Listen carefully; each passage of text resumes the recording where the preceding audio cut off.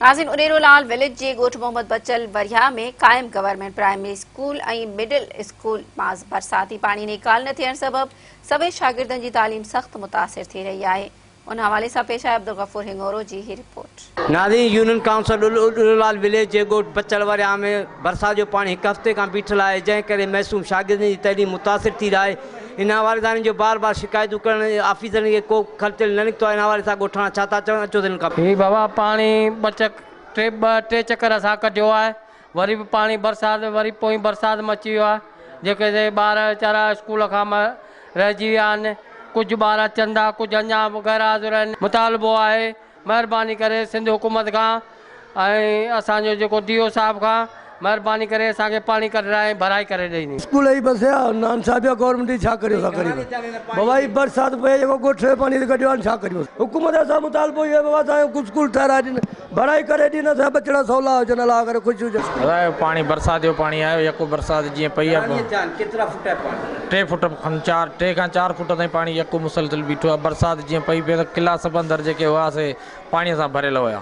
हाणे बि जेको ग्राउंड आहे सॼो पाणीअ सां भरियो पियो आहे। असां ऑफिसरनि खे शिकायतूं कयूं आहिनि पर को बि आसरो कोन थो मिले। ॿारनि खे अचण वञण में तकलीफ़ आहे, ॿार पानी बीठो आहे, ॿार जहिड़ा पाणीअ मां अचनि वञनि था, उनजे करे ॿार स्कूल में अचण जी नथा कनि। असांजो हुकूमत सां इहो ई मुतालबो आहे त असांखे पानी कढाए ॾियनि, इन जी भराई कराए ॾियनि त जीअं ॿारनि जी तालीम मुतासिर न थिए। ऐं स्कूल जे पाणी में पंहिंजो बरसाति पइजी वई, जेको पानी बरसाति पियो हिनखे तकरीबन महीनो थी वियो। जेको पहिरीं बरसाति वठी उन मां पानी बाल्टिन ते छोकिरनि ॻोठनि ओड़े पाड़े कढियो आहे।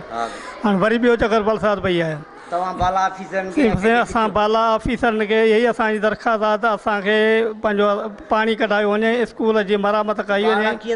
ॿारनि ते भित भञी सोप मास्तर पटे वारनि भित भञी ऐं उहो पंहिंजो बैंचूं छा आहे तव्हां हींअर पानी में ख़ुदि ॾिसो पिया त बैंचूं रखियूं। असांजो मुतालबो इहो ई आहे त असांजो पंहिंजो भर्तो कयो वञे, पानी कढायो वञे, जो वधि में वधि इहो ई असांखे मदद खपे, जो स्कूल जी भर मिटी पइजी वञे, पंहिंजो हमेशह लाइ जान त छुटी वञे न। बाबा ही मसलो बरसात जो पानी आहे सो काफ़ी वक़्तु असां वटि थियो आहे, 5 फुट अञा बि बीठो आहे। पहिरीं जेको बरसाति पई उन में असां पानी कढियो पंहिंजी मदद ते, मास्तरनि वीचारनि ॻोठणनि मिड़ई गॾिजी पानी कढियो।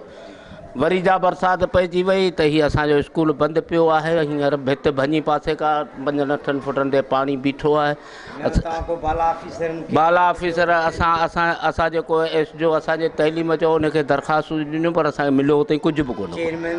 चेयरमैन इलाइक़े जो असीं ॾिसूं ई कोन था, आहे ई कोन को चेयरमैन आहे कोन को, छो त उहो असांजे पंहिंजी मदद तहत जेको आहे असां कमु कयो। जेको पहिरीं पानी जेको कढियो सो पंहिंजी मदद पाण ते कढियोसीं।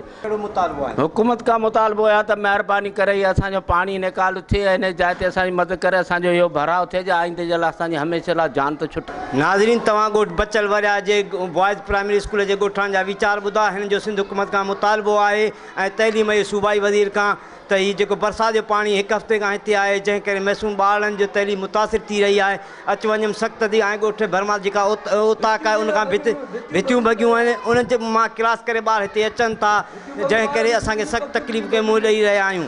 कैमरामैन गुलाम मुस्तफ़ा चन्ना सां गॾु अब्दुल गफूर हिंगोरो, महिरान TV।